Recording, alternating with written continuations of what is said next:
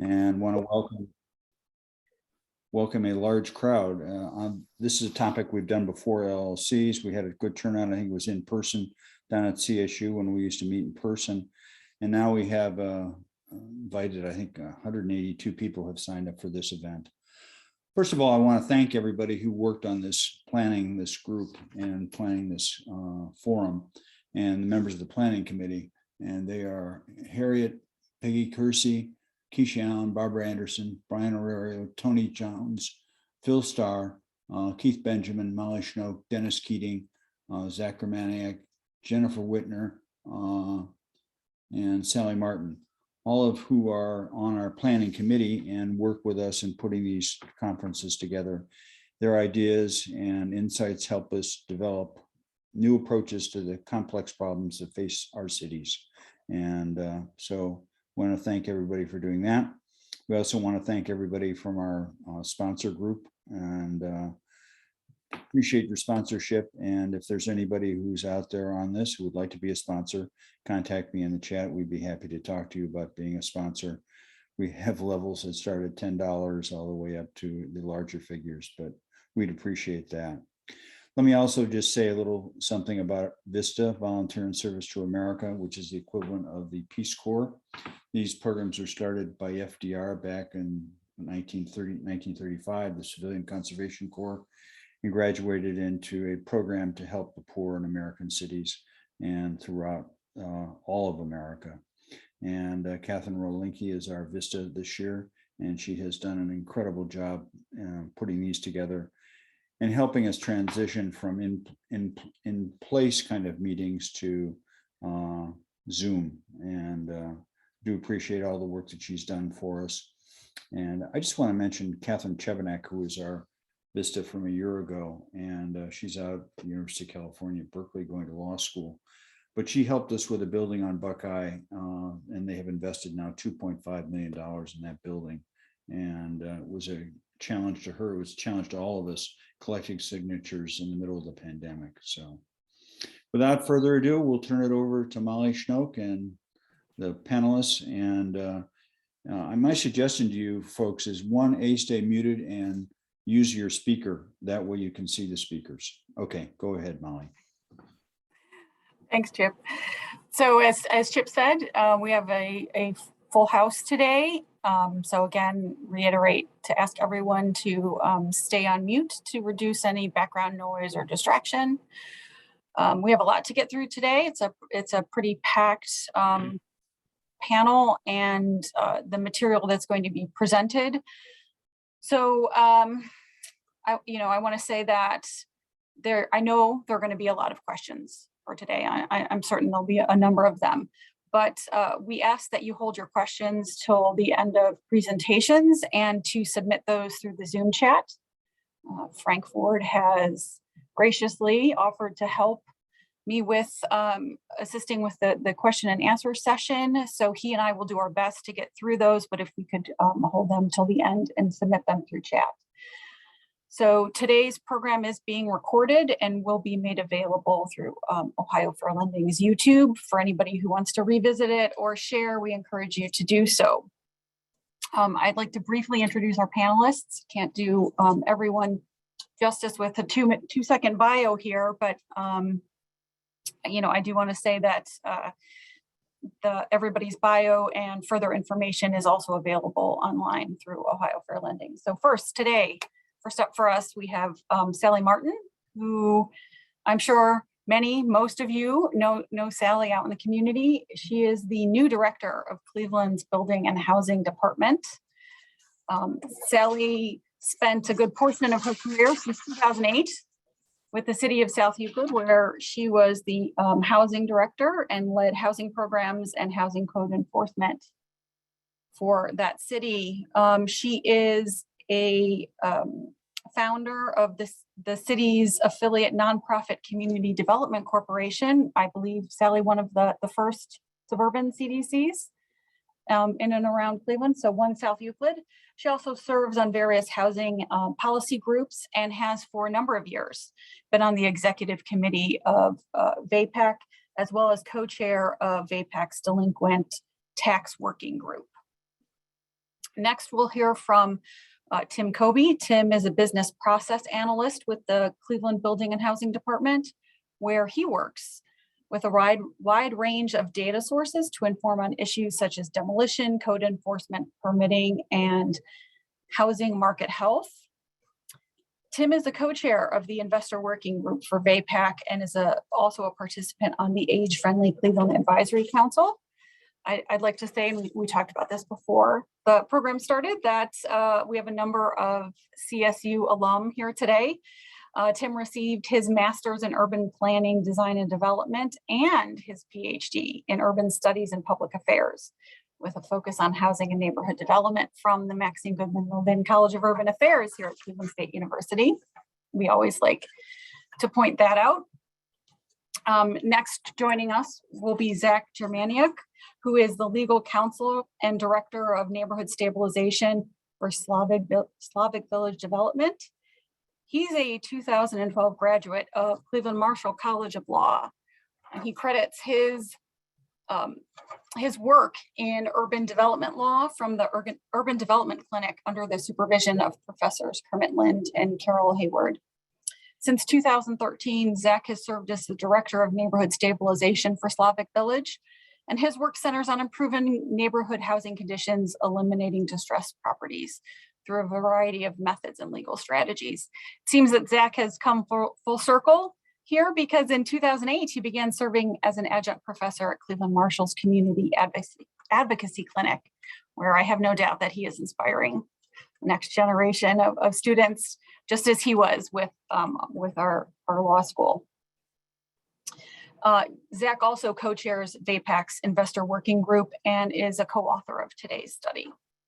We also have with us today Jamie Lucas Bauer, who is the Neighborhood Development Project Manager for Old Brooklyn Development Corporation. She oversees rehabs, helps small businesses locate and expand in Old Brooklyn, and conducts deep dive research in the local and regional housing markets, including tracking the increasingly troubling bulk buying trends that we're seeing. She's been part of that team for over 10 years and has been particularly focused on helping small business owners navigate the rough waters of the pandemic over the last 2 years. I'm pleased to say that Jamie's also one of our alum. She earned her master's degree in urban planning, development, and design with us, and was recently awarded in 2020 Ohio CDC Staff Member of the Year from the Ohio CDC Association. Also joining us today, we have Heather Vogel, who is a reporter with ProPublica. She's currently investigating President Trump's business entanglements and is collaborating with reporters at WNYC on a podcast called Trump Inc. Her 2019 stories on discrepancies between what the Trump organization told city property tax officials and what it reported on loan documents won an award from the Society for Advancing Business Editing and Writing. She is a reporter who helped expose abuse at group homes for developmentally disabled and high schools that push out low achievers to increase their graduation rates. Previously, she was a reporter at the Atlanta Journal-Constitution, where her work on test cheating in the public school system resulted in the indictments of the superintendent as well as 34 other individuals. So please welcome our speakers today. With that, I am going to turn it over to Sally to help us understand how this study and report came into being, how we got here today, and a better understanding of the role and work of VAPAC. Thank you, Molly, and thanks everyone for being here today. And obviously your attendance shows how important a topic this is for all of us. And it affects every neighborhood, not just in Cleveland, but in the suburbs. So first off, just to give you a preface, if you're not familiar with the Vacant and Abandoned Property Action Council, this isn't a nonprofit. This isn't a formal group. What this is a group of 34 to 35 organizations and their stakeholders who gather together every single month to talk about issues affecting neighborhoods. It originally formed in 2005 as a result of a paper that was collaboratively written with Virginia Tech's Joe Schilling, called Community at the Crossroads. And back then, obviously the foreclosure crisis was just showing itself, and it was very fortuitous that people started to get in a room every month from various entities. So the county would be there, the city of Cleveland, the inner suburbs, educational institutions, a Federal Reserve Bank. It's a think tank, really, at its core. And I think I can credit my entire career in community development to VAPAC being the mentor that I needed to learn what I needed to learn about this work. So the investor working group was started in 2017. And I actually started the investor working group as a desperate measure, because what was happening with those of us in the suburbs, we would get together with the first suburbs, and after the meetings, we would sit in the back of the room having coffee, and we would talk about investors. And we would say, well, how did you get service on so-and-so? Well, did you get them in your court? What address were you using? How were you getting a hold of them? Because we found that we had the same players in each of our cities, and we were all trying to attack them independently. And we felt like a collaborative effort was going to be more effective, because we were doing this casual information sharing. And we thought it would be much better to come together and share information more deliberately. But that group limped along very poorly, and we were trying to, create database to assemble that information until we managed to rope in two very qualified chairs, Dr. Tim Kobie from the Department of Building and Housing in the city of Cleveland, and Zach Germaniac from Slavic Village. Then we were cooking with gas, because these two just took it and ran with it.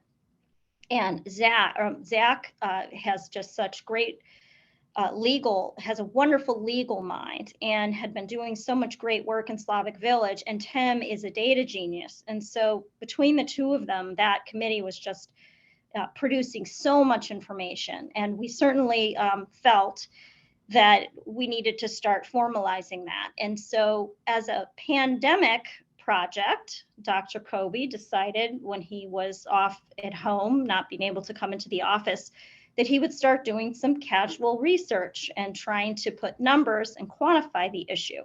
So the result is the paper that you've all seen, which is the impact of real estate investor activity on Cuyahoga County housing market from 2004 to 2020. And this is something that isn't going to surprise anyone, that the exponential rise in investors is affecting all neighborhoods.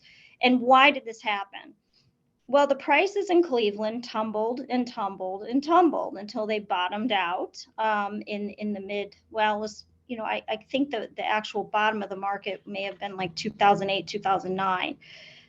So it made investing in the housing stock in Cleveland and its suburbs very attractive to investors. And if anyone is a landlord or a realtor, you know that the cap rate is something that people are looking at when they're investing in real estate. How much of their return on their equity are they going to get back? Well, it looked like the streets were paved with gold in Cleveland. And in fact, we've heard that term.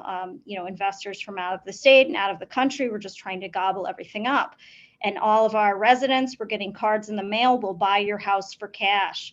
And so doing a deep dive on this and coming up with the data that supports what we all knew we were seeing is so powerful. And so this paper is a result of that work. So I want to turn it over to Tim Kobie to present the data. And then we're going to end up having an absolutely robust discussion this afternoon. I'm looking forward to it. So thank you. I'll hand it over to Tim. Good afternoon, everybody. Catherine, if it's okay, can you display the slides? They show up a little funny on my screen, and I'm worried everybody else will see that too. And while we're getting set up here, since Chip mentioned Vista, I myself did 2 service terms of AmeriCorps when I was at a university down the street from CSU.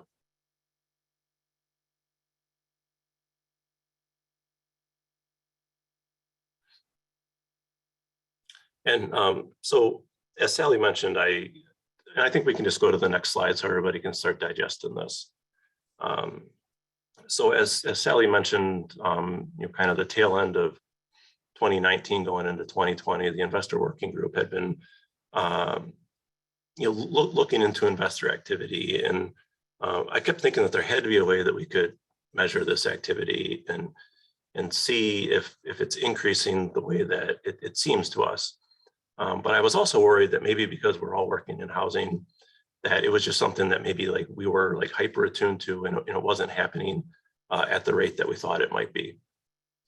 So, March 2020, we got sent home for a little bit until we could figure out how to work remotely. And I started examining real estate transactions.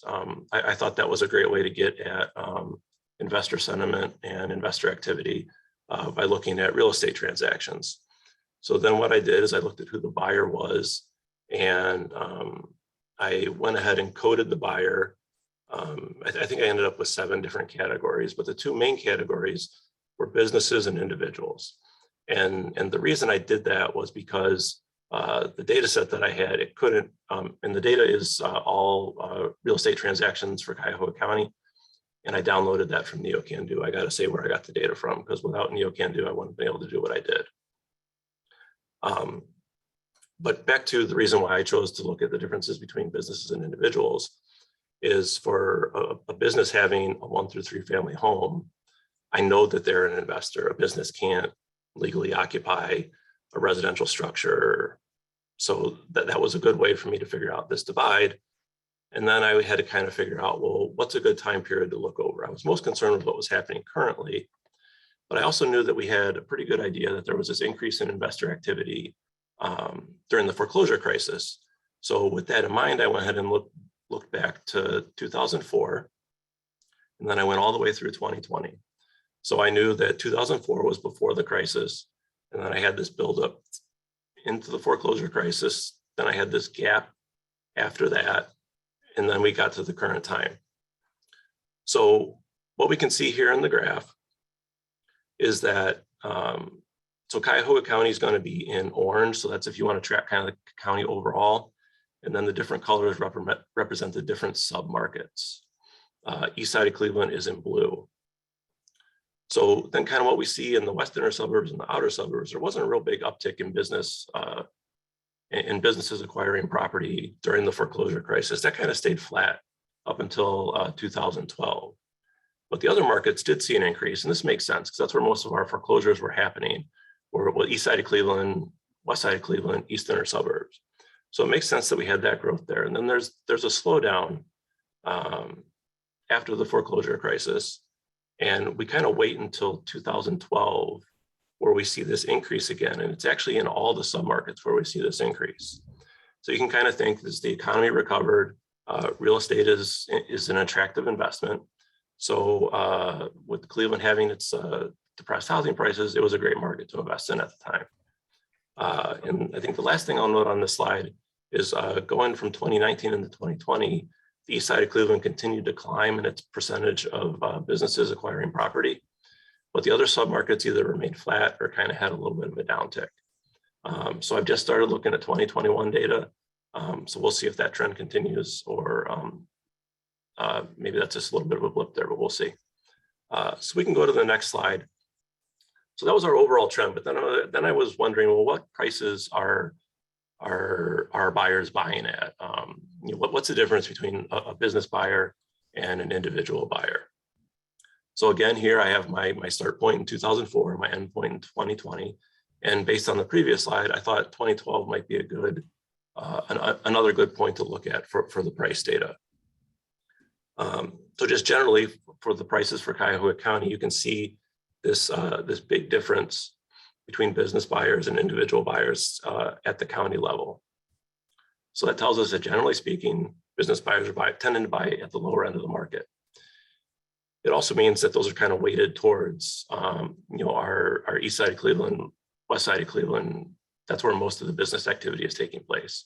It's another reason why the values are lower like that.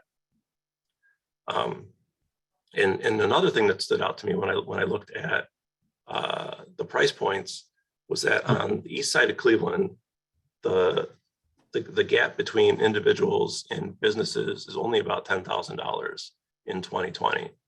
So is this a case where the individual buyers themselves are investors? And the data set really can't tell me that, but it does kind of make you wonder.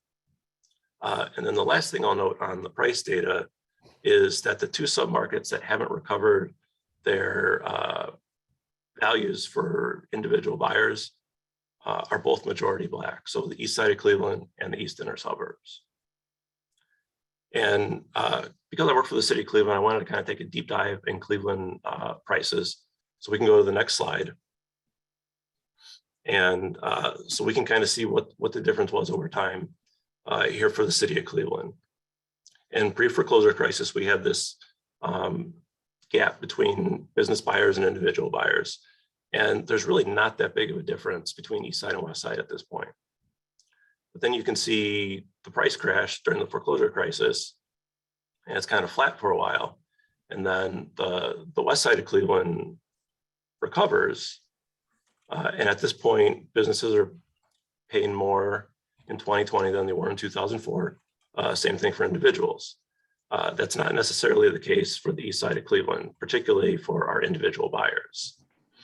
So when we're thinking about affordable housing, home ownership opportunities, particularly on the east side of Cleveland, do those exist? And I think this matches really well with the lending research that Frank Ford has done. That's probably a whole different forum, but just kind of like making sure that the pieces kind of add up when you do this type of analysis. So price is a great way, it tells you what's the going market rate. And it's also a pretty good way to determine the quality of houses that are being purchased.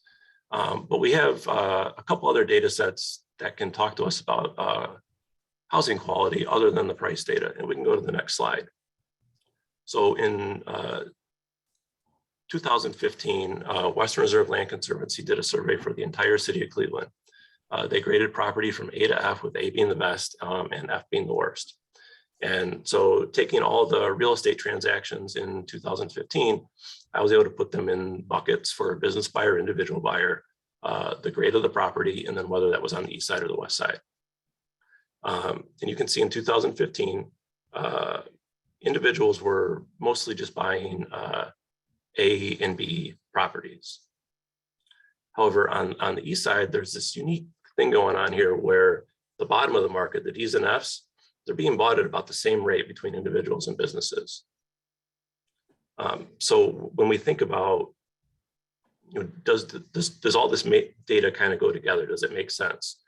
This matches what we saw in the price data in the previous slides. And we can go to the next slide. And Western Reserve Land Conservancy was actually able to do a subsequent survey for select east side neighborhoods in 2018.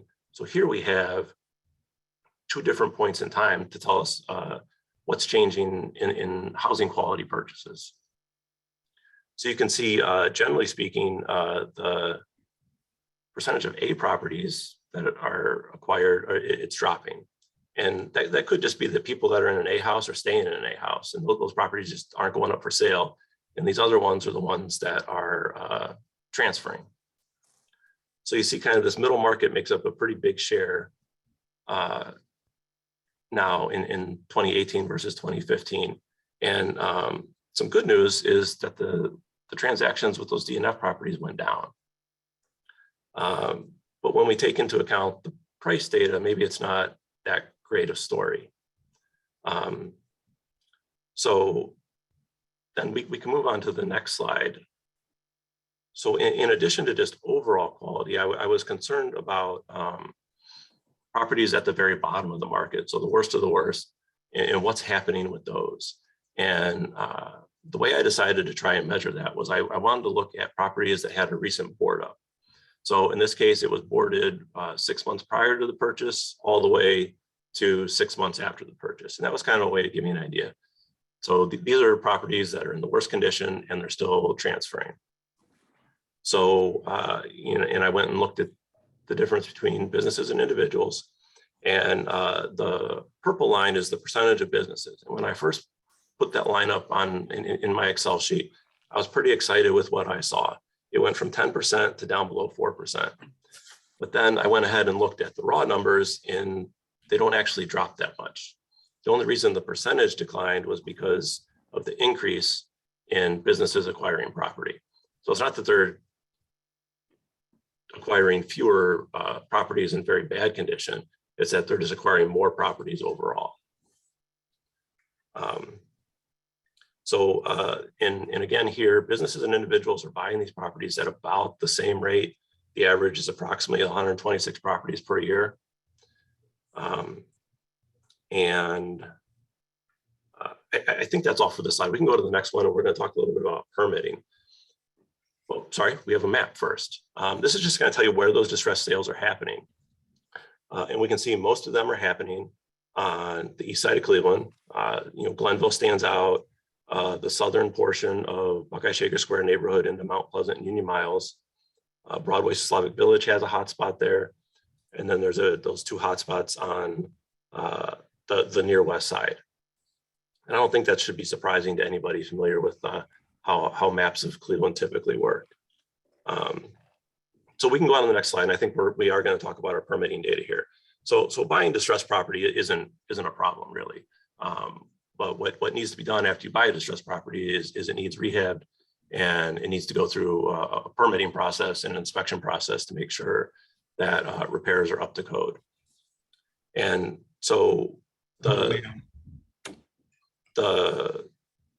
first column, the one that's highlighted in red, those are any construction permits within 6 months of the transaction date. So the thinking there was that we'll give somebody 6 months to figure out what they want to do with the property. They should pull a permit within that time. And that's the way that they're going to fix up a distressed property. So we see rates at about 9% for the different categories that I have there, with the exception of businesses on the west side. They're pulling permits at about 12% on 12% of their transactions. But when you pull out electrical permits, mechanical permits, HVAC permits, so when you look at only building permits, which are pulled for more extensive rehab work, you see the percentages drop. And on the east side of Cleveland, those permits are pulled only about on 4% of transactions, versus the west side, where it's about 8% for businesses, and individuals on the west side of Cleveland are pulling permits at a higher rate than businesses on the east side. And then one thing to note, so the board up sales that I talked about, there were 491 total for 2018 and 2019. Only 155 of those had a permit pulled after purchase, and only 99 of those were building permits. So those properties that are in the worst condition, they're only getting permits 20-25% of the time. So we can go on to the next slide. And so we looked a little bit at I jumped ahead again. I'm trying to make sure I get through in my 15 minutes. So what this does, it just maps it for you to show where that permit activity is happening. So we can see the first map is all permits. It includes electrical, plumbing, HVAC.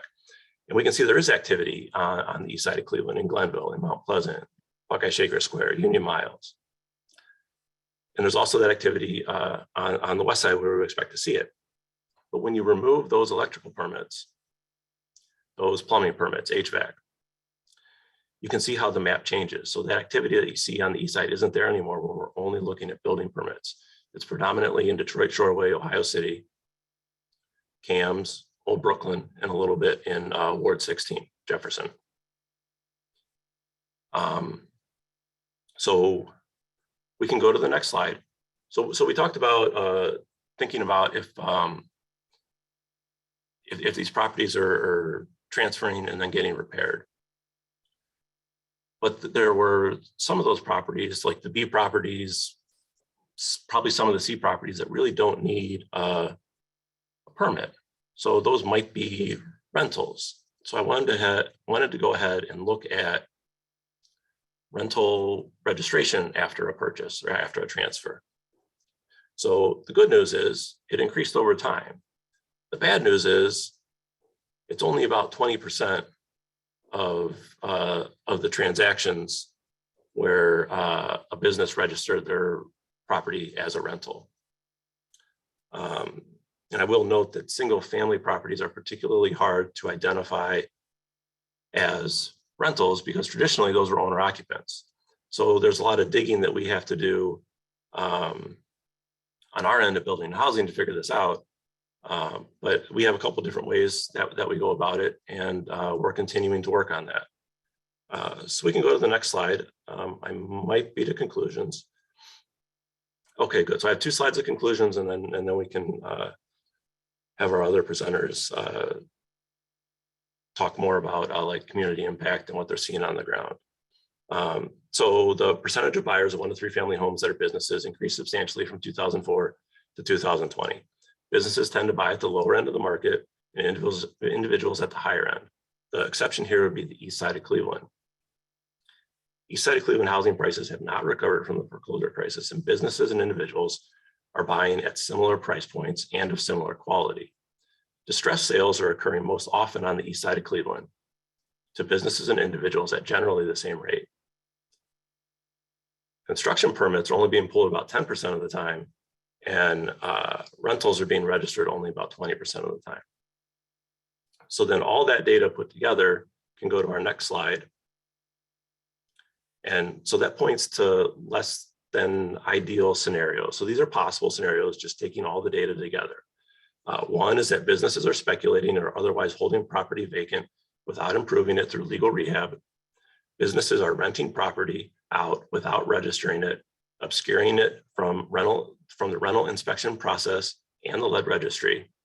Businesses are renovating property without pulling permits, throwing into quality question of work. So all that together means that unscrupulous investors are creating negative outcomes for tenants, neighbors, property, and community, while damaging the reputation of many good investors operating in Cuyahoga County. And I can't stress that enough. We have many, many, many good investors in the city. Those are the people that we need to support. And we cannot let these bad investors continue to operate in our communities without some sort of consequence. And with that, I'll turn it back over to Molly. Thank you. So that was, as some people in the chat noted, right, those numbers and seeing it up on the screen are devastating. But we want to actually translate that further for all of you and for the broader community in that, you know, this isn't just data. So what's happening on the ground, and to contextualize this and sort of personalize this to neighborhood and people. So between Jamie, Zach, and Sally, we want to be able to show, you know, the observations and experiences from different parts across our city. So Jamie, you're up first to kind of tell us what you're seeing on the west side. Sure. Thank you for having me, and welcome everybody. It's exciting to see such a nice big crowd. Let me see if I can screen share here.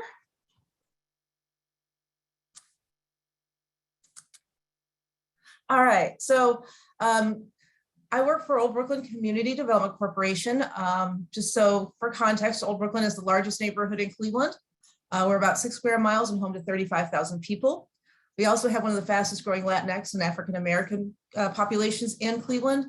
And we are also a quintessential middle neighborhood. We never really bottomed out, which is good, but it also means we don't have the big redevelopment opportunities that transformed Tremont, Ohio City, Detroit Shoreway. We are currently stable, but at risk. We started doing research. I started doing research on our housing markets in 2013. I go house by house, sale by sale. I'm at such a small scale, I can do that compared to what Dr. Kobie does. So we're looking at house by house, street by street. Starting in 2017, seeing a real big increase in LLC buyers and growth in our known bulk buyers in the community. Last year, 2021, I'm starting to see really big bulk buyers. I've got 3 players in the market that are in the $2 million to $5 million transactions. We also have 4 foreign entities who, for the first time I've seen them in 2021, they purchased 16 homes in Old Brooklyn and 130 in Cuyahoga County. So that's a little bit interesting. Unfortunately, we have seen a 10% increase in investor buying in Old Brooklyn, which because our transactions are stable over time, that means we have 10% fewer owner occupant buyers in Old Brooklyn. So we're losing our owner occupancy. Very much like Tim Kobie's data, the concentration of this irresponsible investor buyer activity is in our parts of our neighborhood that have the highest poverty, the highest percentage of people of color, and the lowest housing prices. So even though our prices are higher than East Cleveland, the actual trend is the same. Just for perspective on the impact of what this activity does, overall in 2021, our median sales price was 114. The median sales price for census block groups with 40% or more of bulk buys, 89,000. And on streets with 40% or more of bulk buyers, it drops to 80,000. So if you're a homeowner on a street with 40% or more bulk buying, you just lost $35,000 on the value of your home. And bulk buying, we're noticing and getting phone calls and complaints that bulk buyers are targeting longtime homeowners, grantees of probate. And we're also finding that they're nudging owner-occupant buyers out of the market with cash no contingency offers. If they're trying to buy a $100,000 house, which they can't afford, they can't get it, which forces them to be renters. So we're also robbing people of their ability to grow wealth. So we want renters and we want investors, but we don't want irresponsible investors. And we also don't want to force people to be renters when they really want to be investing in their neighborhoods. And that was all for me. Thank you. Stop sharing. Thank you, Jamie. So Zach, I think you're gonna give us a perspective on what's happening on the east side. Yes. Hello, thank you. I did want to give a special note also to former Slavic Village councilperson Tony Brancatelli, who I think really also, in addition to Professors Kermit Lynn, Carol Hayward, and the late Judge Pianka, also really helped to inform a lot of my practice. And I also note that I do have some of my students here from the Cleveland Marshall Community Advocacy Legal Clinic, as well as my former professor, Lynn. So this is great to see three, I suppose, generations of hopefully, continuing the fine tradition of Cleveland Marshall graduates being community advocates. I apologize in advance. I do not have slides prepared. I am Ukrainian American, and the last couple of weeks has not been easy. So I apologize. I will not have slides, but I can certainly speak from experience, having been doing the work at Slavic Village and also providing additional legal services to organization in Union Miles for a number of years. The situation on the east side, as Tim's data has shown, is dramatically different. And I am going to use really the balance of my time to try and connect the dots between what happened in 2008 and what we are seeing here today.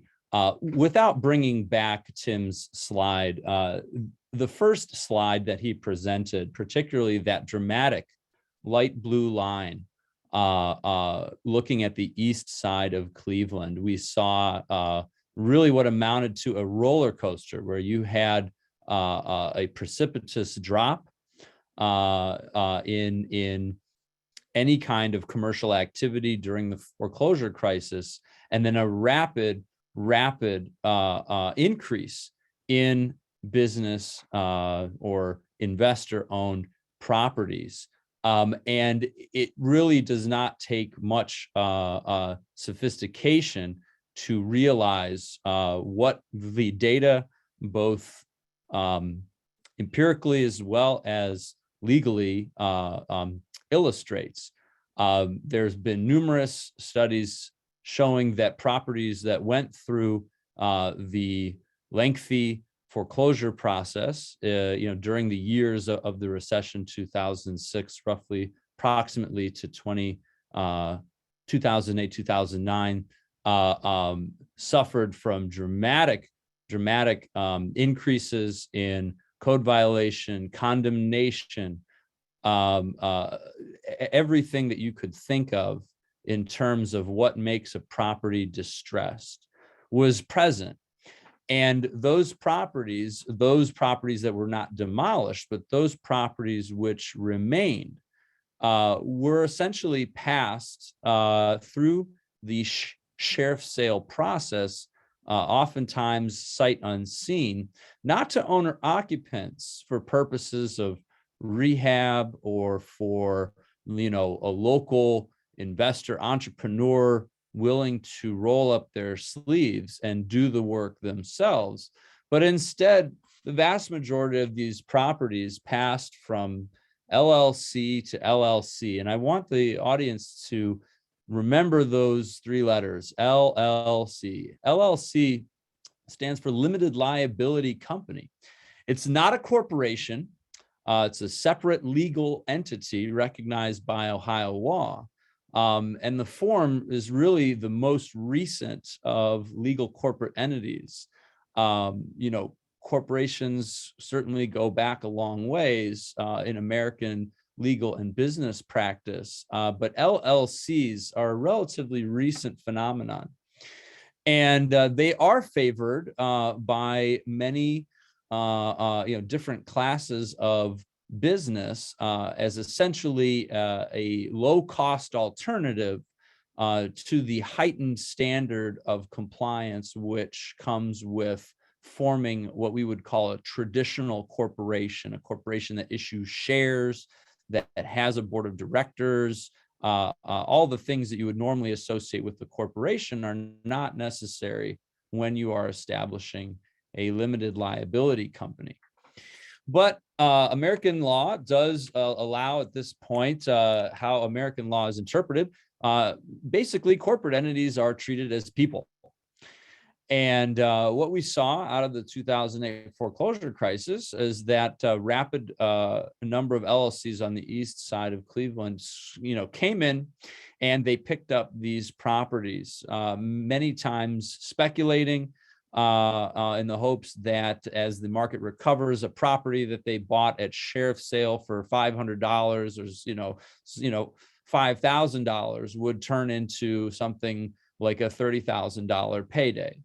And what we're seeing now as housing scarcity, particularly of what's called naturally occurring affordable housing, as that begins to diminish, what we're seeing is really the following pattern, is that you have a limited liability company, many times out of state, out of this jurisdiction, that comes in, many times backed by Wall Street money, by hedge fund money, sometimes international money. In fact, it's an open secret that U.S. real estate is one of the best ways to launder money internationally to avoid U.S. sanctions.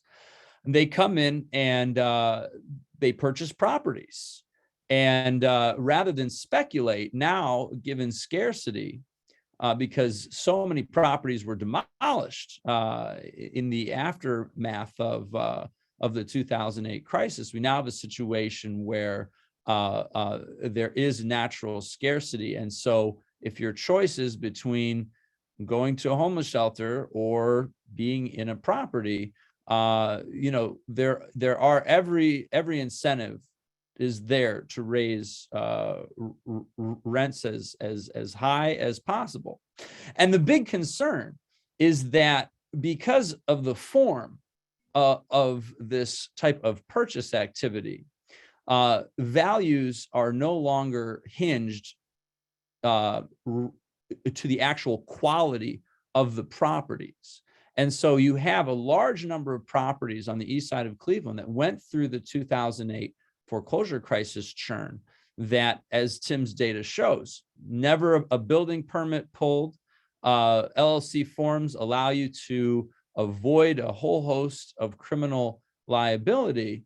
And so you're able to rent out at a premium without making any actual investment into the property in terms of rehab, repair, modernization, any of the things that would be considered investment activity are absent, mostly on the east side of Cleveland. And there are a number of things that can be discussed as to why that is. And that's probably a separate forum indeed. But I will say that the reality right now, particularly on the east side of Cleveland, for many neighborhoods, is that these neighborhoods have become monopoly boards. They have become monopoly boards, and everyone is, going around the board trying to avoid landing on go to jail. And the issue is, of course, that building codes are laws. They're not suggestions. Landlords have a duty to ensure that rental properties are up to minimum code, that they're supplied with heat, that they're supplied with running water. These are basic principles of Ohio law. And quite frankly, we're seeing a situation where because of how these entities are structured, the types of business practices that they are involved in, they are effectively above the law. And as we continue with the presentation, obviously in the paper, there are a number of recommendations to rein this activity back within the bounds of the law. Other cities across the country, do it. This isn't exactly rocket science. It's really just basic fundamental principles of American property law. And it's really time for Cleveland, I think, to join their peer cities. That's all I have, Molly. Thank you. Thanks, Zach. I think that's a good, not all you have. I think there's a lot more you have to say on that. So, we heard about the west side of Cleveland, we heard about the east side of Cleveland, but as we discussed, this isn't only the city of Cleveland issue. And while Sally is the new director for the city of Cleveland, she has extensive experience and understanding of what's happening in other places like suburban South Euclid. So Sally, if you want to share kind of the inner ring suburban community experience of this.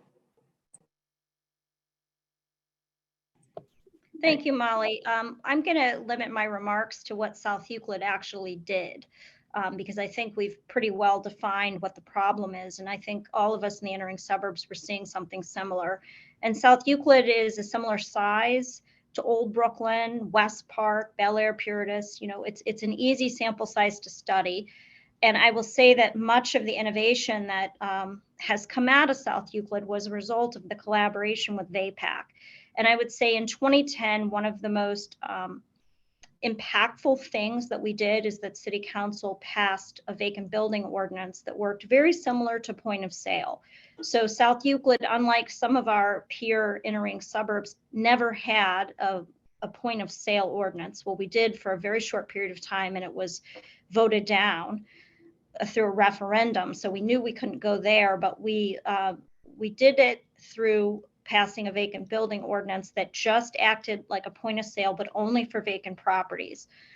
So that passed in 2010, and it essentially required every single vacant structure in the city to undergo an interior and exterior inspection. And before it could be sold, that would have to occur. There was a fee to register the property. The buyer would have to assume all of the violations, and then they would have to be repaired before someone could move into the property. So through that ordinance, we were able to bring about 1,400 vacant properties into full code compliance, which was a massive win. And if someone failed to comply with it, and this was a tip thanks to Kermit Lind, we created a title cloud that essentially made their property impossible to transfer until they came into compliance with the city. And subsequently, we also used a title cloud for non-compliance with our rental ordinance. So we were very stringent in that way, and I think it made all the difference. So we also passed what we call the local agent in charge ordinance that required any property owned by an entity outside of the county to appoint a local agent in charge that would legally step into their shoes and be responsible for the property's condition, and someone we could hold accountable in court. Because as Zach mentioned, all of these properties are held in various LLCs, and most of them are not consistently named. So you might have 123 Main Street LLC, 1234 Main Street LLC, but there might be the same owner, but they'll have all different LLCs, which made it very hard to prosecute. Most of these violations are first-degree misdemeanors, and so there's a high burden of service required to get an individual service through certified mail, get them into the court. So that can be a huge burdensome challenge, but having the local agent rule made it very doable for us. So some of the bad actors that have been working in other cities had been prosecuted in South Euclid very effectively, and many of them exited our market because they realized they couldn't take the heat, so they got out of the kitchen. So that made a difference, as did, we refused, and our council passed legislation to not allow rental properties to be registered with delinquent tax balance. So that was a huge turning point for us. So we would have some rental property owners coming in with receipts that they paid their $30,000 of back taxes so that they could register their rental property. And again, there would be penalties for non-registration. It was an M1. We would take people to court, or we would cloud up their titles so that they would have to come to us if they wanted to refinance or to sell their property. So it worked very, very well. So the bottom line is proactive code enforcement is 100% critical. And so as I transition over here to Cleveland, obviously I'm going to try to bring as many tools in the toolkit to Cleveland that we use very successfully in South Euclid. We do know we have a larger issue in Cleveland, and it's been very difficult historically to crack this nut, but we will. And I think some of the recommendations in the paper are showing some of the innovation South Euclid did that we think we could also bring to Cleveland, which is helpful. But one of the things that we noticed that was very prominent in South Euclid is that more than half of the rentals were owned by out-of-state or out-of-the-country investors. And I think that's the same here. And in fact, in South Euclid, what we were seeing was a large amount of Israeli investors. They just couldn't get enough of our market. So our residents are bombarded constantly with, we will buy your house for cash, please let me buy your house. They're texting them, they're mailing them, and the mailers get more creative and cuter. And people have had it, they're tired of it. But also, it's cast a pall on the home ownership market in South Euclid because we're not competitive with cash buyers. So someone with a mortgage comes in and they're always going to be outbid by these cash buyers. So it's a significant issue. It's also very much affecting first-time home buyers. So, as we go through the recommendations of the paper, please know that the city of Cleveland is definitely listening. They're definitely on this, and they're definitely ready to jump on many of these. And I think you'll even see some of this done by the end of March. Thank you. Thank you, Sally. So we've talked a lot about Cleveland and the different neighborhoods and places in and around Cuyahoga County, but at this point, I'd like to welcome Heather to join. And Heather's going to give us a more national perspective, right? Because this is not only happening in and around Cleveland and other places. So I think Heather brings to us an understanding of what's going on in other places and how they're dealing with it. Thanks so much, Molly. I'm really glad to be able to participate, and I'm learning a ton from hearing from all of you folks about what you all have learned about your market over the last few years. It's incredible the research that you've done. I know how hard those property records are to work with. So I just kudos to all of you for everything that you've learned so far. So the reason I was invited to speak was not about Donald Trump, but because for the last year, I have been investigating the rental market. And we recently published a very big story about private equity backed firms and what they have done in the apartment market and how much they've expanded their presence in the apartment market and what the impact has been for tenants. And so what I'm going to do is I'm just going to talk a little bit about how I came upon the story, what I found, what it means, and maybe a couple things about some policy solutions. Although honestly, most of the policy solutions that we talked about in the story have been sort of more at the federal level because of this situation with, we're talking about companies that are multi-state and sometimes global. And it's just very hard for localities to deal with that regulating those sorts of companies that are so big. I think what I'm going to do is just pop a link to the story in the chat right now. I saved it. Let's see if this works.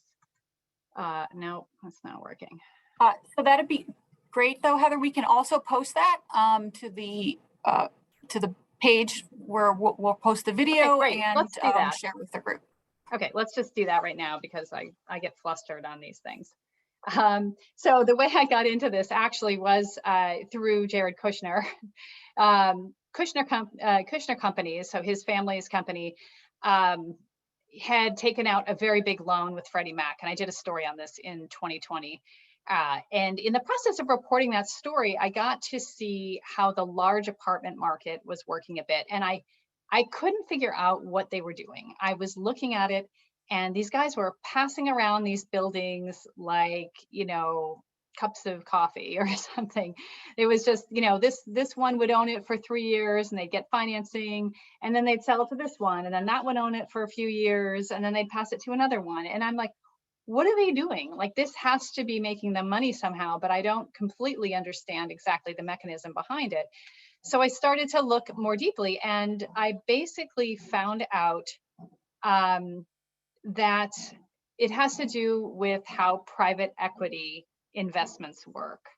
And I would argue that the structure of the financing behind these purchases makes a big difference in how the properties are cared for and what happens to the people who are living in them, the tenants. Which is essentially the point of the story. But I'll just kind of try to walk you guys through my sort of learning about this. And some of you might know some of this, and some of you, it might be new. So essentially, the way private equity firms work is that they go out and they find a bunch of investors. The biggest ones will go to the largest pots of money on Wall Street. We're talking investment banks, college endowments, pension funds, high net worth individuals, big amounts of money, big. They go to those guys. They say, we're raising a fund. We expect this fund is going to bring us a 20% return or whatever. They have some very aggressive returns. They'll get all of their investments, and then they'll just have just a few years to pick the properties. They'll go out and they'll pick a bunch of properties, and they'll buy those properties. And then there's this period where what they need to do is to raise the profits of those properties very quickly. And the reason they need to do that is that when commercial properties are appraised, that the valuation hinges in a large part on the profit that they're making. That's a big component of it. We're talking about cap rates a bit. So what they need to do is to get that a steep increase as quickly as possible. And they do that by rent hikes, through cutting expenses like repairs, maintenance, all of those sorts of things. And then the payoff comes when they sell. And that's usually, there's like a 10-year contract that the investors sign when they get involved in these things. So this is not a long period. These investors, who are coming in with the private equity backing are expecting to increase the on paper value of the property very quickly in order to flip them. And that was essentially the metaphor that I ended up sort of settling on, which is that these are kind of corporate versions of house flippers that come in, want to make a few changes, and then get out really quickly. And it's a very different profile from even some other corporate owners like real estate investment trusts, which tend to want to hold on to their property longer. The typical model for mom and pops is that you get, what you want to do is you want to buy a property that will return revenue, over, each year, and over the course of a long period, you'll see it, increase in your land value. Well, this is different from that, and I think that there are implications of that. So the next thing was to figure out how prevalent this was. How prevalent were these big private equity firms getting into the apartment market? And I was looking at large apartment buildings, usually 5 or more units. And as we were discussing, the data is terrible out there, especially when you try to look nationally. You can't find out who the owners are because of this whole tangled web of LLCs, which is also something they need to do in order to avoid liability when they take out mortgages and things like that, that they want to isolate that from their personal business, the core of their business, so that if things go badly, it only goes bad for the LLC, essentially. So there really is no national database that will tell you how many private equity firms are, buying properties and selling them. But what we did as a proxy was to look at the National Multifamily Housing Council's annual survey. They identify the top 50 owners of apartment buildings with 5 or more units. So what I did was I collected that for 10 years and I investigated the financial backing of every firm. And you can look in Crunchbase, PitchBook, on companies' websites, or in the basically the trade press, to try to identify which ones were private equity backed. And I was able to sort of tag each of those. And what that whole process led me to do was to be able to find out that over the last decade, that whereas 10 years ago, about a third of the apartment units in the top 35 owners were held by private equity. A decade later, it was more than half. So private equity had expanded their role significantly over that time. And we were able to see this. And that the top 50 represents about 10% of the nation's housing stock. So that gives you an idea of how significant some of those really big players at the top are. They hold, 20, 60, 100,000 apartments. Okay, so now private equity has become the dominant form of backing for some of these biggest players. And I wanted to, find out next, okay, what's the impact on tenants? And so I talked to a lot of advocates and tenants, and what they're telling me is that the private equity owners are squeezing the buildings in problematic ways through these rent increases, by levying fees and fines that often feel predatory, sort of unfair, sometimes even illegal, difficult for tenants to push back on. There's neglected repairs, failure to maintain amenities, aggressive use of eviction, sort of as a cudgel to keep tenants in line. There's also a phrase used in the industry called re-tenanting, whereas these big buildings, a private equity owner will come in and they will literally force out everybody in the building, either through eviction or by making it very unpleasant to live there. Construction, that happens a lot in New York. I don't know if that happens other places, but they'll come in and they'll just start doing all these awful renovations that are very disruptive, and it sometimes create health problems for tenants until they leave. I ended up tracing a building in San Francisco that went through the process of having a private equity owner come in. And I talked to a lot of the tenants about the transition and what happened. It was owned by a REIT before, by a real estate investment trust, that people told me was very engaged with the tenants and was very responsive. And when it switched to a very large private equity backed firm, that all changed. That the rents went up, repairs were neglected, appliances weren't fixed. They were, the building staff were like scavenging appliances from around other vacant apartments instead of fixing or replacing appliances that broke. It was in a rough area, but the security decreased, and there were people who were under the influence of whatever appearing on the roof deck, in the stairwells, in the parking garage, places. I talked to a single mom, and she felt very unsafe after this all started happening. And then I also looked at the profits, because this was a securitized loan, and so there's disclosures that you can look at. And the owner of the building, which in this case was Greystar, made a 24% increase from 2018 to 2019 while all of this was happening.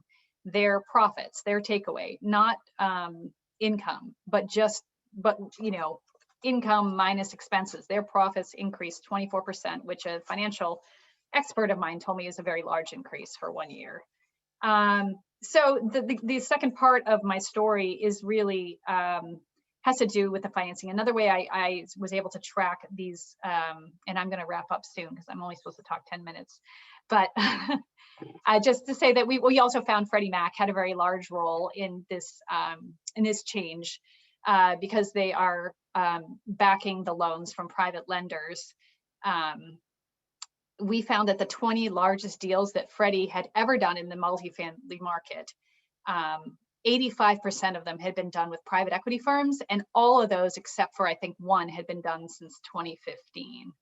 So this has been recent that they have been backing these really large players in such a big way. And some of the advocates I talked to feel that that's also a place where they'd like to see some reform, where they should be more tenant protections, for instance, built into the financing for Freddie. So I'm happy to answer any questions, but thank you for having me on. Thank you so much, Heather. And I think, you know, you had 10 minutes to go through a lot, but these programs and the conference, you know, we do these once a month and have the conference annually. And I think that, you know, maybe we can invite you back at some time to go further into detail about what you found, and certainly connect you with folks in Cleveland who want to know more about your work and what's happening elsewhere. Sure, thank you. So I think we're going to turn to the recommendations that came out of this study.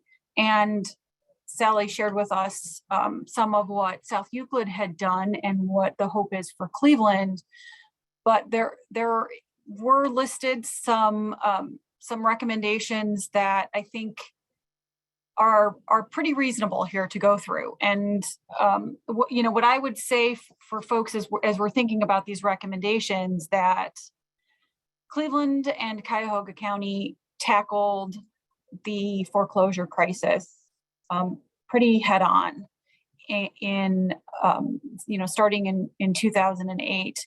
And you know, this is doable. So what Zach and Tim are going to run through for us here, I think are a reasonable set of recommendations and expectations.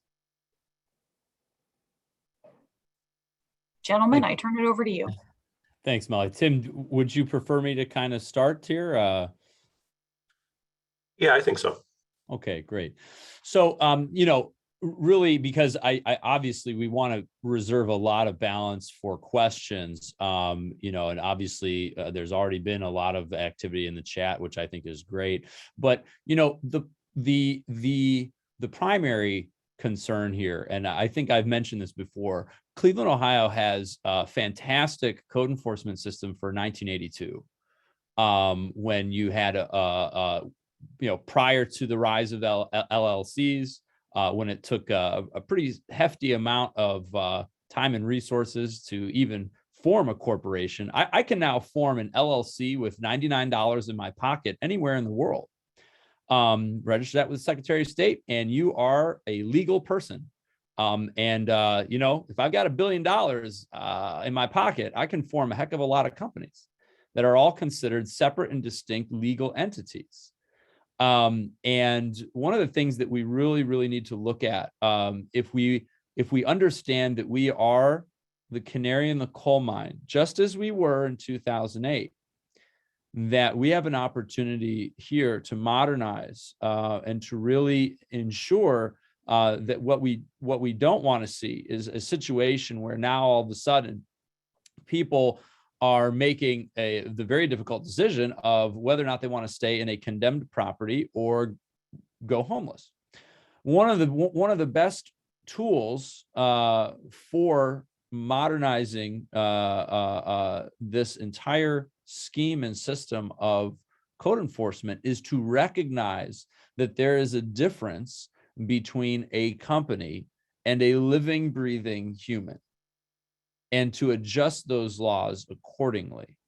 One of the key things here, and what we're talking about, obviously, first in terms of modernization, understanding that we live in a digital world, that we have the ability to, you know, create entities on our laptop, sitting in our yacht in Miami, Florida, register those in Ohio, and now all of a sudden I am totally legally fine to own as much property as I can afford, without really having to face any kind of negative consequence if I fail to repair them or keep them in repair.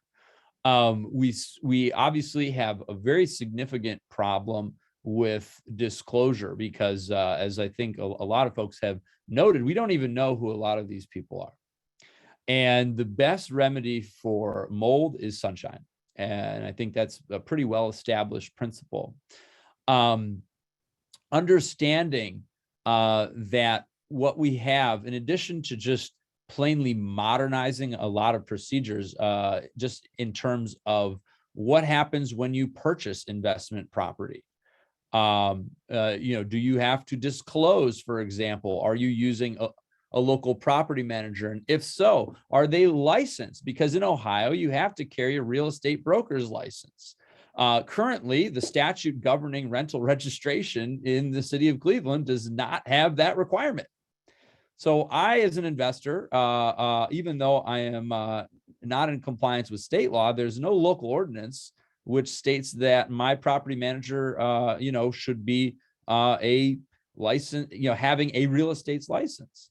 And in many instances, what we see is that just very simple things. We're not seeking to, I think, propose a reinvention of the wheel or recommend some kind of action that's coming from outer space.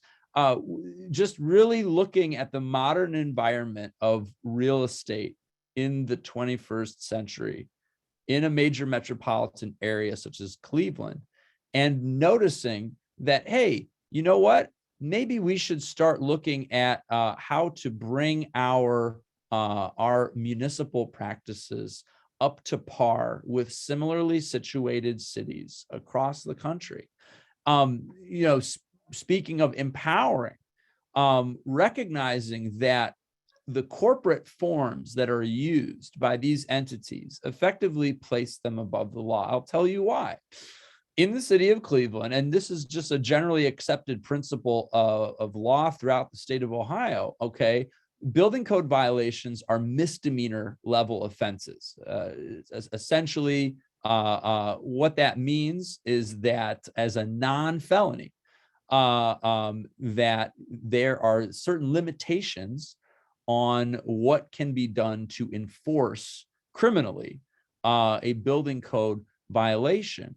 And there's also no power of extradition, meaning that if you receive a misdemeanor charge in a city, any city, and you just don't go back to that city or you don't live in that city, there's no power for municipal police force to go across state lines and arrest you.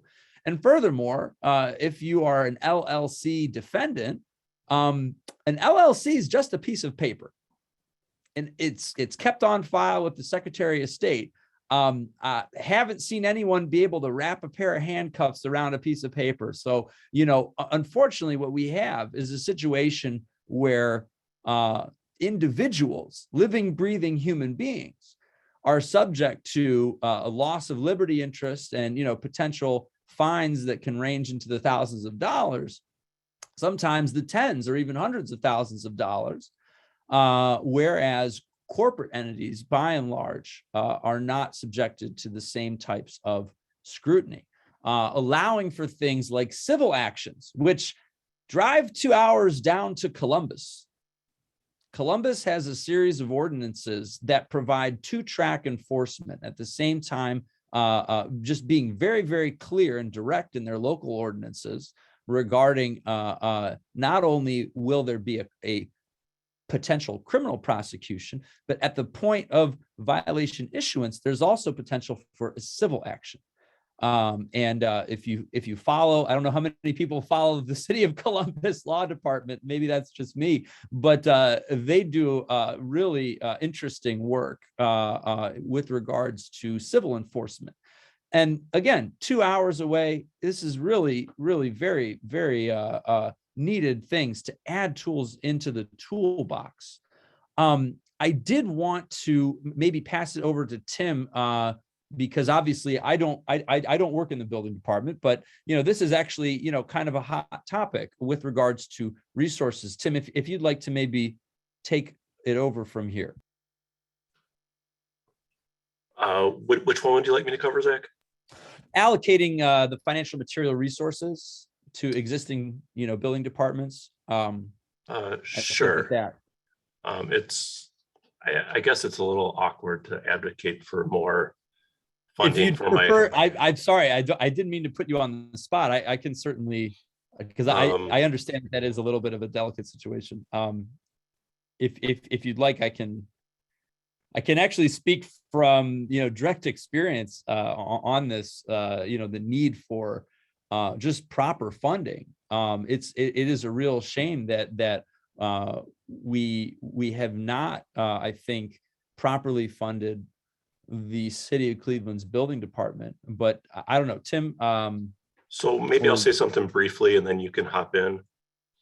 Just like when we think about funding a building department, obviously the first thing you think of is inspectors, but also think of all the support staff that goes into that, the legal secretaries, the paralegals, the staff that helps the inspector find the LLC that has their address go to Utah, but the person actually lives in Florida. And just kind of all the knots that we have to untie. Our inspectors are very good at inspecting, but they're not a professional detective. So just kind of all the support staff that goes along with the great work that our inspectors do. Maybe I'll just turn it over to you now, Zach.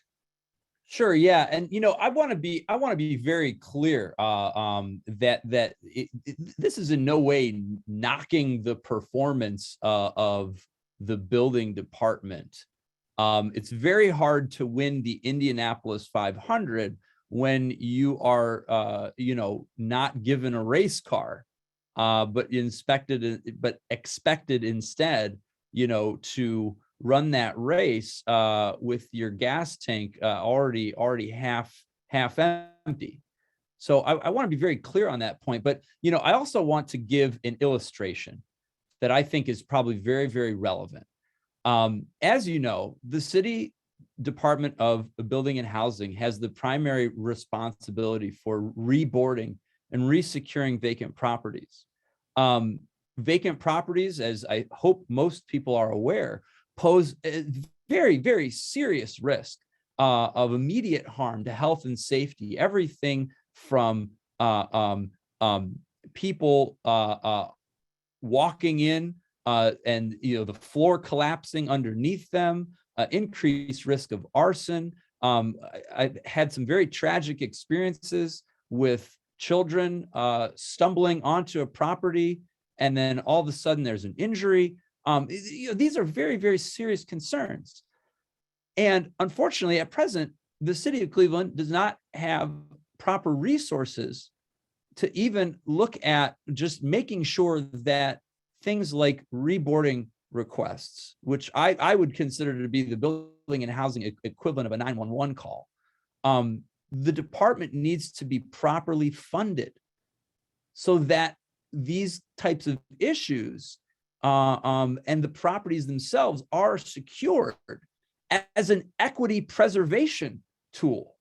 Because all of a sudden now, if you have a property that is properly secured, there is increased opportunity to save that property so that it does not have to eventually become demolished.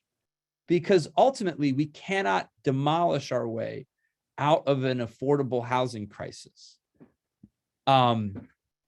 Just, to continue, and I do see hands raised, but I want to continue here that, in addition to additional resources to correct the imbalances between bargaining power, landlords, and tenants, Ohio has a Landlord Tenant Act, and that act is applicable in all 88 counties, and it includes duties of both the landlord and the tenant. And there's a little wrinkle in this, and that is when the landlord is out of state, oftentimes they hire property management companies in order to be their local agents. And there's a lot of confusion as to who's actually in charge of this property. Many times, particularly in low to moderate income neighborhoods where myself and other advocates work, we see a lot of issues where in some cases, the company holding themselves out as the property manager is not licensed. In some cases, the LLC claiming to own the property is not registered with the Secretary of State of Ohio. And that puts tenants at a very severe disadvantage in terms of advocating for their basic rights as tenants under Ohio law. And I think ultimately, most of the issues that we're seeing are truly not local to Cleveland. These are, as Heather mentioned, these are national problems. And many times they are not necessarily silver bullet solutions, but require some collaboration between various levels of government. So for example, right now, you can walk into the Cuyahoga County Auditor's Office and you can transfer extremely tax, delinquent property among any number of parties. Now, obviously, you'll pay some costs, but that tax balance doesn't go away. It just becomes the responsibility of the new owner to pay it.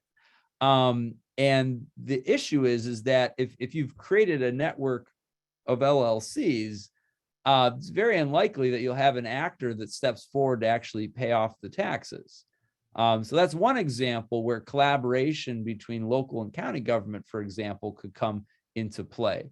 Obviously, there's also a role for, state and federal government, but I think we would have some other discussions, and again, that might be a separate forum. But I want to turn it back to Molly to see if we, as we approach the 1:30 mark, I do want to be respectful of the fact that this has generated a lot of interest, and obviously there are folks with their hands up. So I would like to defer back to Molly as to how to keep the forum going. Thanks, Zach. Yes, we wanted to be able to give a lot of time for questions, but again, I ask that everybody submit their question to the chat so we can get through them, because a lot of questions came in early here. But in sort of wrapping up what we heard and moving on to the questions, I mean, one of the things that I continue to think of, you talked about, going back to the foreclosure crisis and the predatory nature of that, right? Preying on vulnerabilities, preying on weakness in systems, weakness in laws, weakness in abilities, right? Capacity to do things. So, a lot of what I see in the recommendations relate to that, and it goes back to this idea of accountability and holding folks accountable. So one of the first questions that I saw that came in here, probably directed towards Sally, because she addressed this title cloud. If maybe you can explain that a little bit further, and what was involved, how the city was able to do that.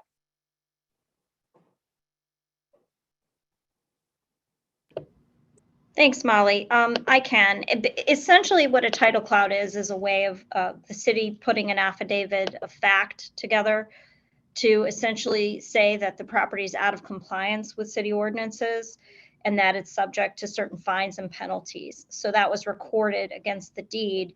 And then if the property owner was attempting to transfer the property, was attempting to refi the property, it would essentially cloud it. It was pointed out in the chat that yes, it wouldn't stop all transactions, quitclaim deeds for sure, but it stopped a significant number in South Euclid to the point that we had excellent compliance. I would say we had 90% compliance. So it was certainly better than doing nothing. And it was a very easy step to take. It costs a little bit of money to record. And then of course you have to take the cloud back off if somebody does come into compliance. So there's money involved, but it was money well spent. Would anybody else like to jump in around that particular? Yeah, Molly, this is Frank. I just want to say, think of it this way. It would be effective in any situation where, as Sally pointed out, if the seller or the owner wanted to finance something and there's a bank involved, the bank's going to want a title search. When they find out that there's a filing from the city on this property, that goes onto the title search. And if you wanted to sell it, imagine you're a homeowner and if you ended up being somebody buying one of these properties, you don't want that. You're not going to buy the property. So it's where it wouldn't be effective is in transactions between two unscrupulous investors who are just trading between each other. They're probably not going to bother to get title insurance. So it may not be effective there, but as Sally pointed out, it's been very effective in South Euclid. So it's not the silver bullet. It doesn't affect everything, but since it doesn't take that much trouble for a municipality to simply prepare the paperwork, go to the county records office and file this, why not do it? That's my additional thought. I think one of the other things that came up in the discussion here, and as a result of also a lot of the press that this study has received, is the ability to distinguish between a bad investor and a good investor, right? So how do you make that distinction? Not just in this study, but in going forward in employing some of these recommendations in those folks who work with the community. Molly, if it's all right, I'd like to respond to that with that. I think when we get in terms of good and bad, we're kind of missing the mark a little bit.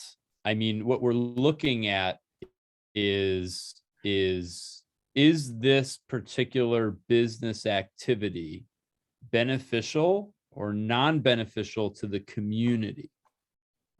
And the data, the wealth of data that Tim has presented here, is that there is a business model that is designed specifically to obfuscate ownership, to extract wealth from a property and its tenants without making any active investment that is not respectful of the local community, because many times, I mean, it's not like every property on a block is a rental. In many cases, you have homeowners, particularly on the east side of Cleveland, who have been there for generations and who take a great deal of pride in the fact that they have owned their home. Perhaps in many instances, it was passed to them from their parents. But there is also a business model where it's properly registered, where it's properly capitalized, meaning that it has enough funds on hand to address issues as they come up with regards to repair, property taxes. It is properly managed by a licensed entity. I mean, so I think, when we start saying what's a good investor, what's a bad investor, well, let's look at, instead of saying, oh, this person's from out of town or whatever, and so they must automatically be bad. No, we need to really, really look at what their actions show, because actions speak louder than words. Well, I think what you've also hit on, though, is what happens to communities and neighborhoods when housing becomes a commodity and is subject to business models. So as of last October, I was looking at, we have a player, Holden Wise, in our community. They're very active. They have at least approaching 300 properties owned by about 250 different people. As of last October, 50% of them didn't have rental registrations or had code violations. They don't pull permits. And what it does to the neighborhood is that house automatically starts going downhill because they're not making investments. And it looks, you can just point them out and see them when you're walking down the street. You know which one it is. And people, like I demonstrated in my presentation, the streets that have this high activity, the housing values are $35,000 less than our community overall. So it directly hurts people's ability to be happy in their homes and have successful sales and growing wealth in their homes. Can I actually not flip, but inject additional perspective maybe for the panelists to respond to, which is right? Housing, even in the foreclosure crisis, was so often viewed through consequences for the individual or consequences for the homeowner. And then that was aggregated up to neighborhood levels or street levels. But changing the dynamic or shifting some for communities, cities to understand housing as infrastructure and asset. So you do have, and all of the consequences, Zach, that you laid out, you know, the danger to kids and families are very real and need to be understood, but that holding someone accountable, right? Just if housing was viewed in the same way we view roads or utilities, and it was an infrastructure and a community asset, would you let somebody come in and tear up your roads in the same way you let somebody come in and degrade your housing? Yeah, I mean, I think that's a fair point. Although I would also note, you know, that I mean, you know, comprehensive reform is really needed, because I mean, I absolutely agree with you that it's really a matter of perspective. You know, think of it, you know, maybe in terms of political will or hearts and minds, what have you. But I think the question of accountability, it's not just a city problem. I did see in the chat that, you know, there was a person, Steve, had asked about the civil option. And quite frankly, that is really in many ways, you know, we've talked a lot about government remedies. There's also community-based remedies. You know, yes, the government is the only entity that can bring a criminal case. That's part of what they do. They're the government. The civil law, however, is able to use citizen as long as you have standing. And in the case of you know, things abatement, landlord tenant law, if you're a tenant, neighbor, or with a community organization that's a nonprofit that's formed for a charitable purpose, like improving housing conditions, congratulations, you have standing. You have standing to bring a civil action. You know, and that is something worth noting when we're talking accountability.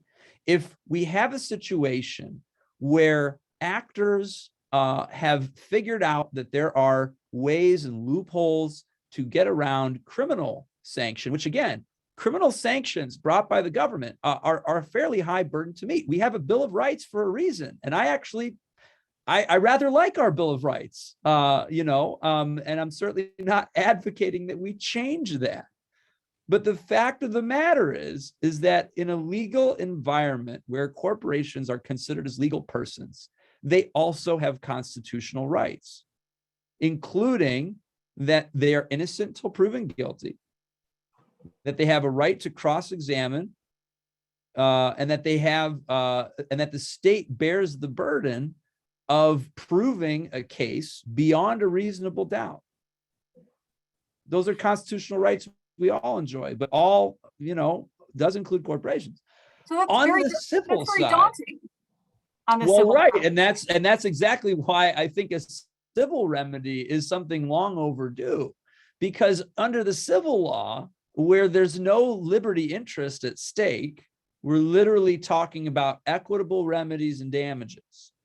And under a civil strategy, I suppose you could say, you know, what you're seeking to do is to hold accountable in a way that more materially examines the condition of the property and the negative impact that it's had on the surrounding community.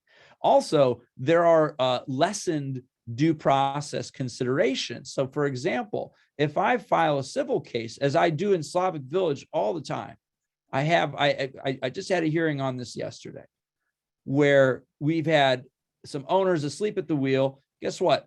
I sue, they don't answer, I get to move for service by publication. If they don't answer, I get a default judgment. Thank you very much. On to the next one.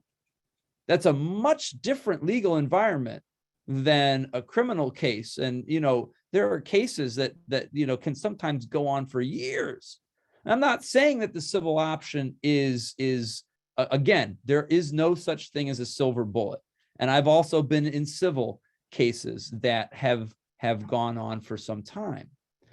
But by adding tools to the toolbox, we're able to create a system of accountability that is more reflective of our current environment here in 2022.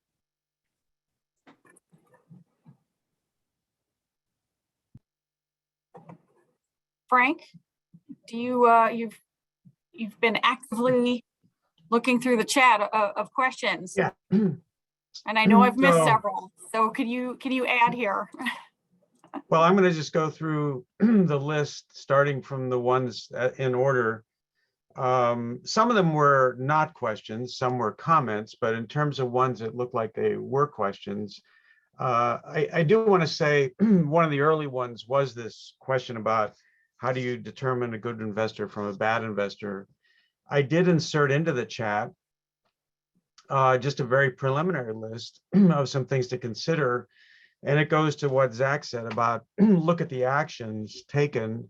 So I'm just going to rattle off. Taxes are current, code violations are corrected, permits for repairs are pulled, company is registered with Ohio Secretary of State. There's rental registration with the city of Cleveland. Property has lead safe certification. When they buy the building, they don't immediately jack up the rents or evict tenants. And they hire responsible property managers that comply with all these things. That's just a simple list of how you could differentiate. And as Jamie pointed out, with one example, there's a company that has not been pulling permits. Anyway, I won't go too far down that road. Let's go back to questions. Somebody asked about holding out-of-town companies responsible and getting them prosecuted. And I'm wondering, did we cover that adequately? And if we did, I apologize if I missed it, but we had some specific recommendations for things like currently the city of Cleveland's ordinances say that the law department can prosecute the agent, the property manager of an out-of-town owner in Utah, for example. But the law department doesn't do that at the present time. And Sally, could you add perhaps a few words about some of the things that we're hoping to move towards doing in cooperation with the law department now? Yes, I actually can. I'm a little bit worried about my tech. I'm afraid it's going to fade out on me in a second here. So if that happens, I apologize. I think one of the first things is currently I think the big encumbrances for building and housing to be successful in prosecutions is that the burden of proof, the burden of service for violation notices is as burdensome as trying to get someone in court right now. So for every violation notice that gets out, we are required to have signed certified mail cards. Otherwise, we can't move it towards prosecution. So that's almost impossible, given the climate with COVID, and many of the return mail cards are given back by the Postal Service saying could not get signature due to COVID. So that's hamstrung us horribly, but I believe that's changing fairly immediately. And then prosecuting local agents in charge. I have a commitment that we're going to be able to start doing that, which is going to make a huge difference. And then I think administratively, we can work with title clouds and things that won't require legislation to do that'll make a difference also. And I think Christopher Harsh or Councilman Harsh, who is here, probably put something in the chat too about how eager they all are to move forward on some legislation that's going to hold property owners more accountable.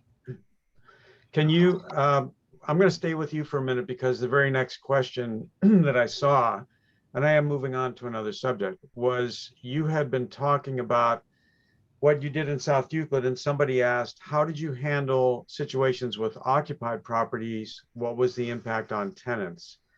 Oh my goodness. Yeah, we Okay, had, did I open up some huge topic? it really is. I mean, honestly, some terrible things had happened to tenants. So what we were starting to see was a lot of tenant displacement. So as, oh, Nope. Sally's technology is Yeah, getting in the way. Does Frozen. anybody else have experience, Zach, maybe with tenant occupied properties? Oh my, yes. In fact, I just had a case on Tuesday. Actually in a suburban jurisdiction.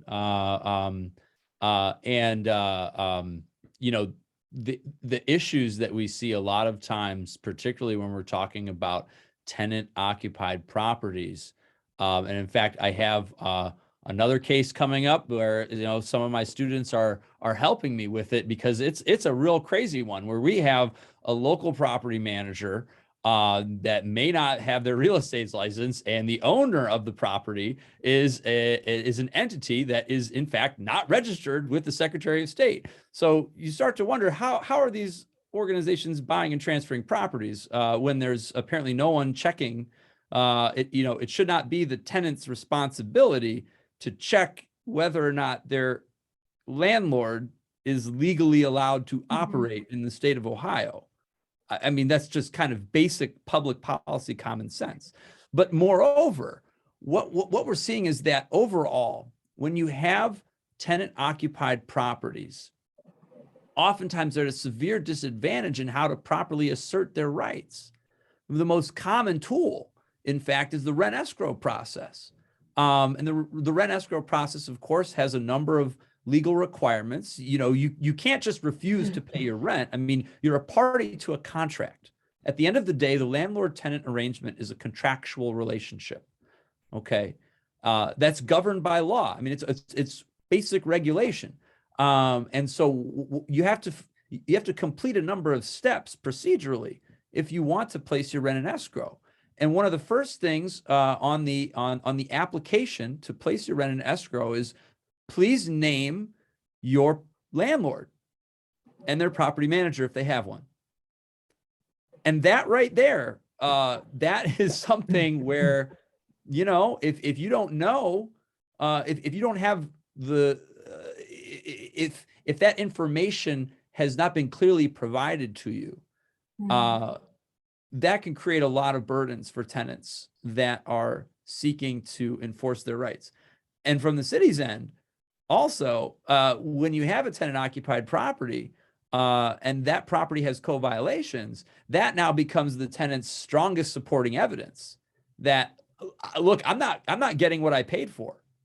And that's in fact one of the strongest arguments that a tenant can make in court, that, look, I'm being charged $1,000 a month in rent, and here are these building code violations.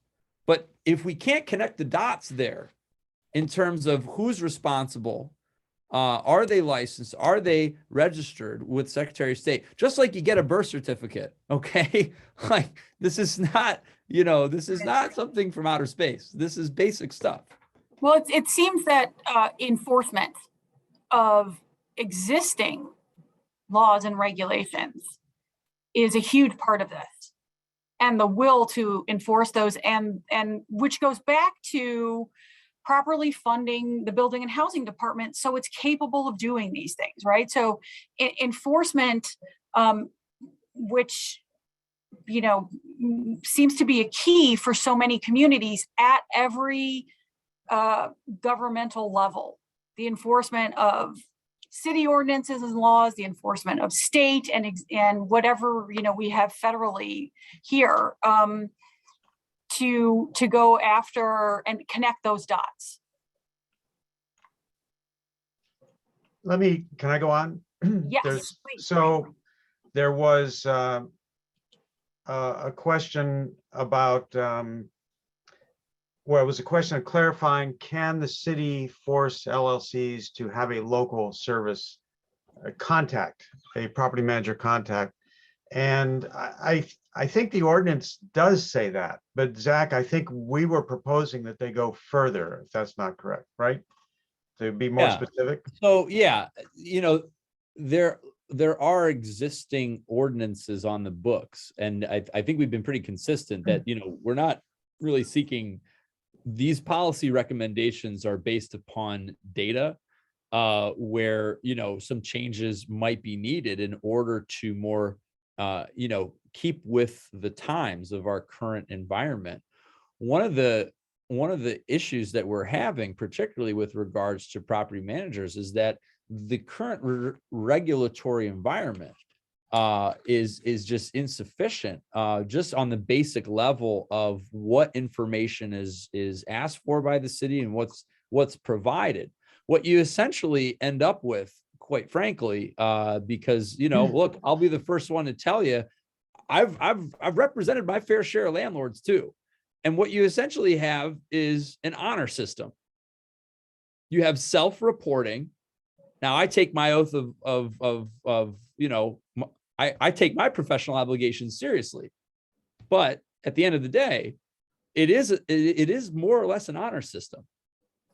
There's a one-page form the landlord fills out, and then there's a little section there for what they have, not property manager, but it's defined as custodian superintendent. And that legally now we're starting to get into some gray area, because if it acts like a property manager, if it walks like a property manager, if it talks like a property manager, it's a property manager. So I'm still unclear as to why the city has custodian superintendent when it's very clear that it should be property manager. And if it's going to be property manager, then at least on that reporting form, we should know what's your license number, what's your real estate broker's number, because that's a state law requirement.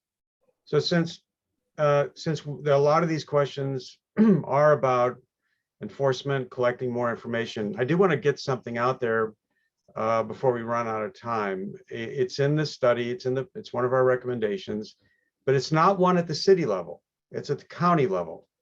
Right now, state law requires anybody buying property, with few exceptions, has to declare the value of that property. And they fill out a form at the county recorders stating, this is the declaration of value of the property.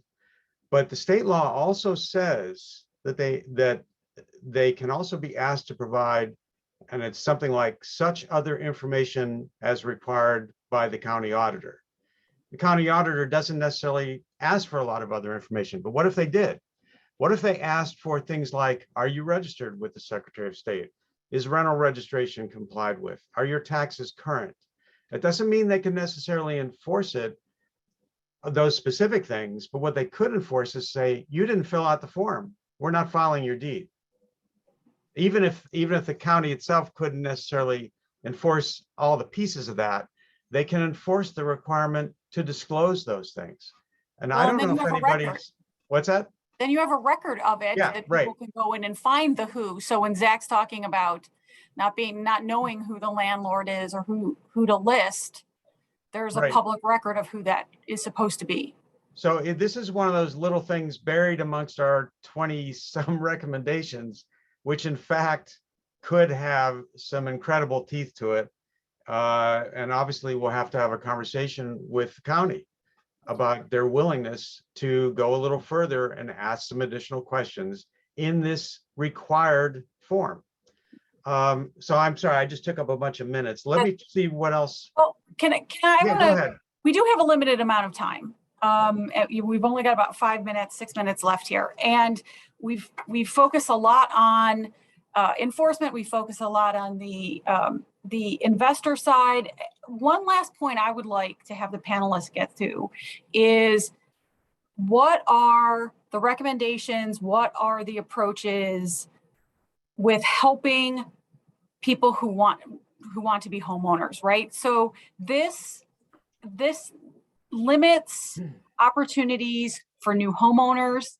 This impacts homeowners and communities. What are the recommendations or programs available to help individuals in these neighborhoods impacted by these investors become homeowners, and the ones who are protect their own asset. Frank, if you'd like, I can. Oh, I well, I'm can not, give no, you I'm not on the a good panel, so let me summation. shut up. You go ahead. You know, Molly, so Go there's on the panel, Frank. a couple different All things right. here. So there are a couple different things here, because I think it's been pretty clear and consistent throughout this presentation that we're not, this is not an anti-investor paper. You know, we certainly do not want you know, to see you know, good folks who are doing good things. But what we do hope is that by some reform and some accountability, that some bad actors do exit the marketplace. And it's hope that with the existing infrastructure that we have in place from 2008, that in their exit from the marketplace, there are opportunities for local folks to have those opportunities for homeownership. I think also when we talk about specific policy recommendations, let's be absolutely clear. Okay, we're in a supply crunch. And I understand why we're in a supply crunch. Clearly, having a massive number of vacant condemned houses after 2008, there's the possibility that we could have lost the whole forest. So, you know, to kind of use that analogy, there was a controlled burn that was designed to, you know, to get rid of the worst of the worst. But let's be clear, we're in a situation now where we do have a supply crunch, and some of the best policy recommendations are those that are designed to alleviate that supply problem. Now, it has to be done in a way that ensures affordability. And I think that there are ways to do that. But, you know, like, for example, let's take a look at our zoning code. There are a bunch of buildings all up and down Broadway, for example, that quite frankly could be repurposed as housing. The same thing with, you know, through the pandemic, a lot of commercial properties, office buildings, hey, we don't really need those anymore because our white collar workers are now Zooming like we are right now. So there are a number of things that can be done to address the supply of affordable housing. But again, the emphasis is on preserving affordability, because, you know, if you have a whole bunch of houses that nobody can afford to buy, that's like putting in a whole bunch of restaurants into a neighborhood that nobody from the neighborhood can afford to eat in. It just doesn't make sense. Can I just jump in really quick? With regards to the zoning code, we also need to look at setbacks and just revamping of the zoning code overall. Because to build just a small single-family house almost always requires a variance, which requires an architect's extra time, everyone's extra time, extra money. So I'll just throw that out there. And with regards to affordability, we're going to have to figure something out with the construction prices, because I can't even build a $270,000 house with a $40,000 grant with the construction prices the way they are right now. Sally, you have your hand up. I want to give you the opportunity to jump in. I do, just briefly. We have about 1,000 properties in the state of Ohio forfeited lands inventory, which are quite easy for municipal governments to pull through the county land bank. And perhaps there's a role there for our nonprofit groups to do some rehab and resale, maybe even using a land trust model to perpetuate permanent affordability. We had a wonderful land trust here, and it was essentially dissolved, except for, I think, one nonprofit kind of carrying on the work. Maybe it's time to relook at that. There are opportunities there to do that work. I think there's also opportunities when you look at the private market, like Divvy Homes. They do a rent-to-own product, but I think some consumers are using them to be the cash buyer out front of the deal. And then they're refining into mortgages very, very quickly, but they need a cash buyer to help them be successful in the market. So can we do that? Can we float bonds to help people be successful as long as they're able to get a mortgage on the back end and they can cash out and refi? So that's, those are some ideas. And I think what we saw in Cincinnati with the Cincinnati port buying up houses to outcompete investors was a very bold approach.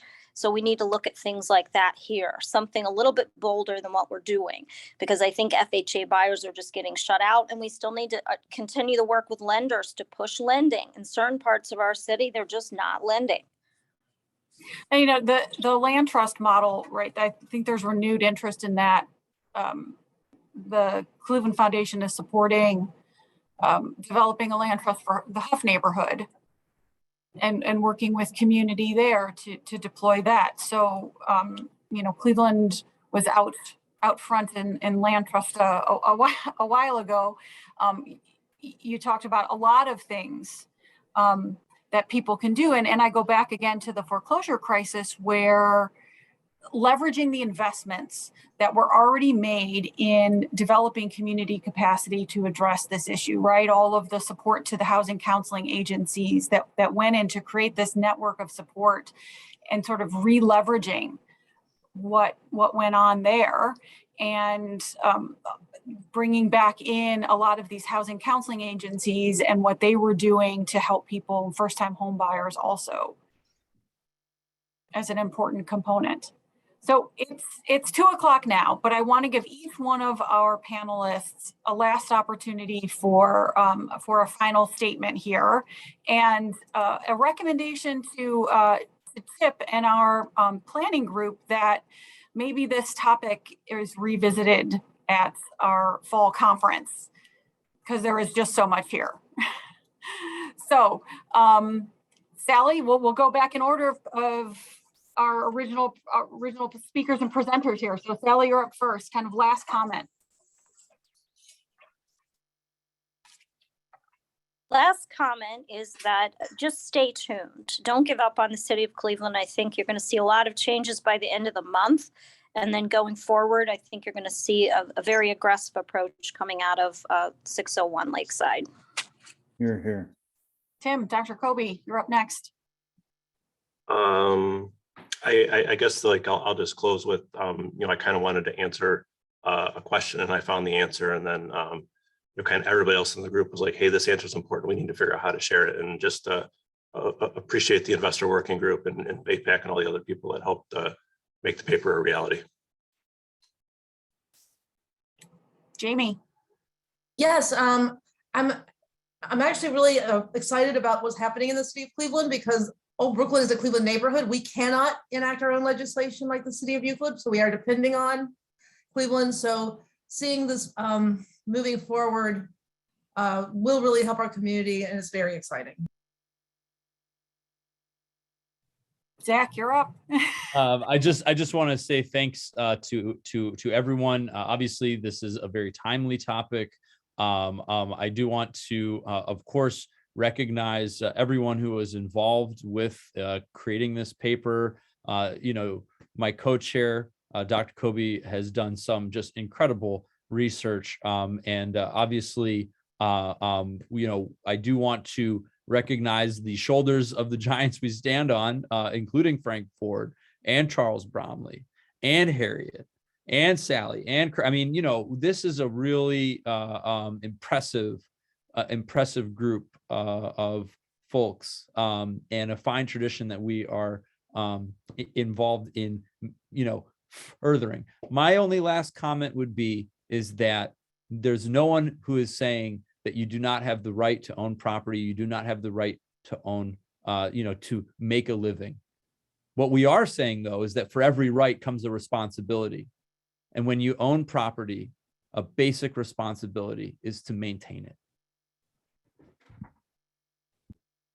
And Heather, I would like to give you the opportunity to address all of us here. Oh, I just want to say thanks for including me, and I'll be watching to see what you all do. Thank you, everyone. We appreciate your time, and I would like to very much thank VAPAC as a collective, for all of the work that you all have done over the years in driving housing issues to the fore, and Zach, as you were saying, bringing things to light, the sunlight. Thank you, everyone. Enjoy the rest of your afternoon. Thanks. See ya.